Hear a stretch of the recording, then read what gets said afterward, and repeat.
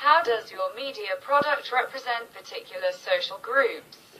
Well, our products represent social groups. Throughout the film, there's a few different types of characters. There's a character which is a key character, which is Agent O'Connor, and he's an agent in the film, and it's shown that because he's quite mysterious.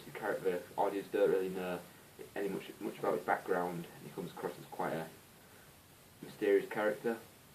Also, the other characters throughout the film are people like Oscar Vasquez and the other drug dealer, and these are represented through the language used and their approach throughout the video what we produced.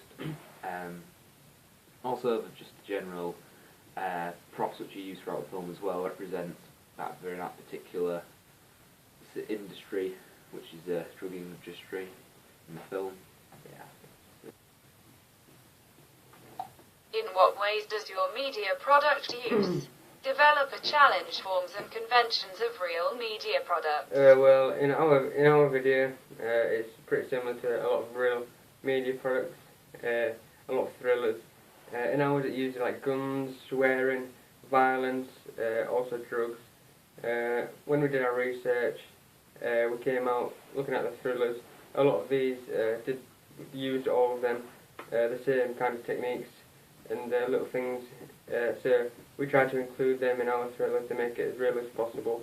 So it looked pretty good, and the same as other real media products, the same as thrillers.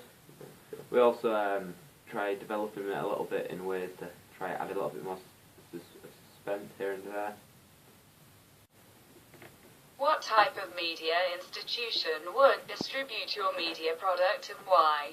Well, the institution we've been looking at, really, we looked at Universal, which we were 100% thinking about using, but the one that came to mind the most, and which we're thinking about investing on, is Paramount Pictures. As we've done in our research, we found out that similar thrillers what we were looking at, like we looked at Jack Reacher, and yeah, Jack Reacher had quite similar conventions as our film, what we were trying to set out to do.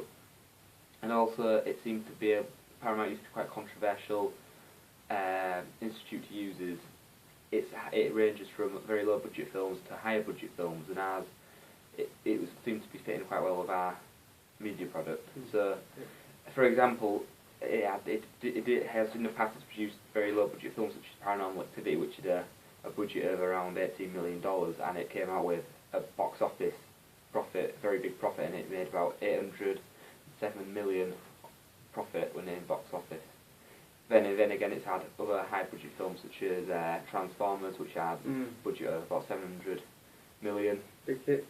Yeah, and yeah, basically we just chose Paramount as it seems to be the most suited, and as is only fairly low budget, so it might be able to get the film across to our target audience.